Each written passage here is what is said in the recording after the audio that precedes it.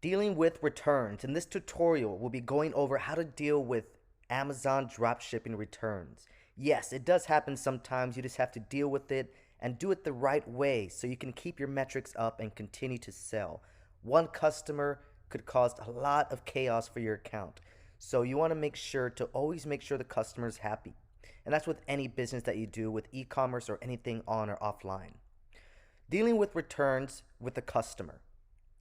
Now, we have three ways to deal with, returns, an angry customer, or dissatisfaction of a product.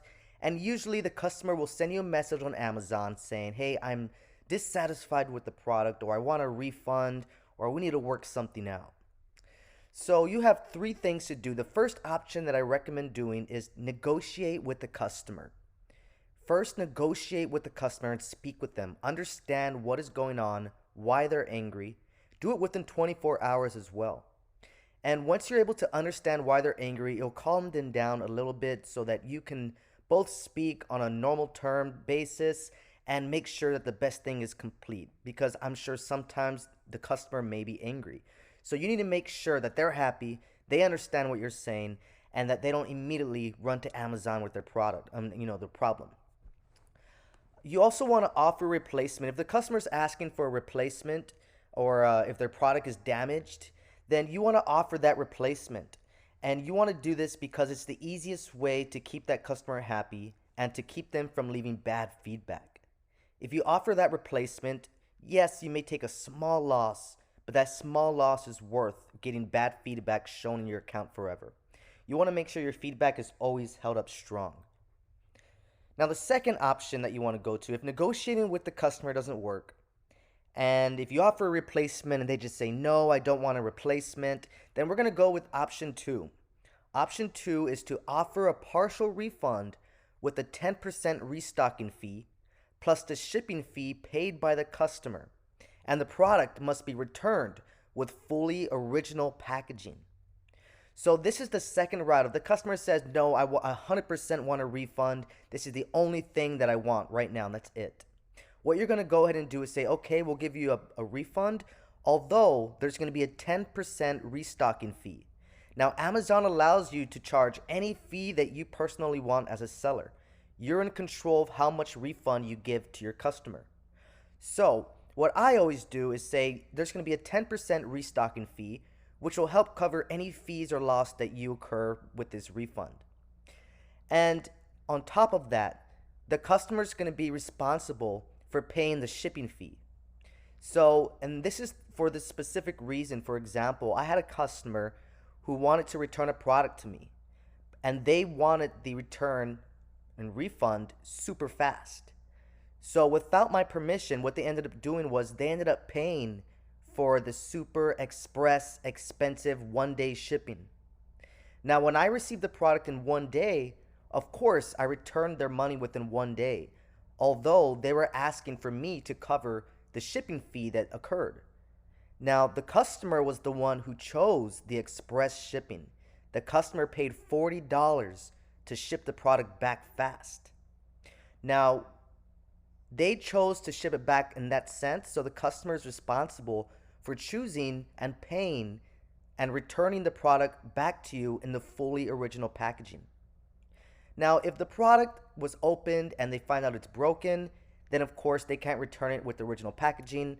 But 99% of the time, you want to make sure that the customer knows that they have to return it in fully original packaging. If they change their mind on something, then you need to make sure that you receive it back in the full original package. Now, if your customer says, I will not give you, the shipping fee, I will not pay the restocking fee, I don't want to deal with any of this, I'm going to go straight to Amazon and I'm going to do anything that they say, okay? If your customer goes to option two, then you want to go to option three. Option three is to just settle down and offer a 100% refund. You have to be the bigger person in this situation. You're the merchant, and the customer always has to be happy. Don't let one customer ruin your entire empire. So what you want to do is just say, okay, I apologize. Here's your refund. And then what's going to happen is once you give that refund, we're hoping that they don't leave any bad feedback at all. Because there will be some customers who end up doing that either way, but you can't stop that sometimes. But to prevent that, that's where you just say, here's the refund, here's option 3, and that's where you go with that customer.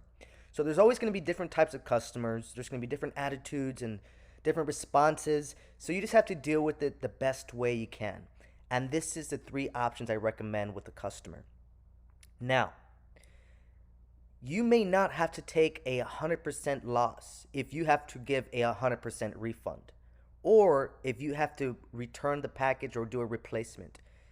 What you can also do now, since you're drop shipping, you can actually get a return of money from the supplier because you purchased this product from a supplier, and if it's defected when the customer gets it, you reserve the right to get that refund from the supplier that you originally sourced it from.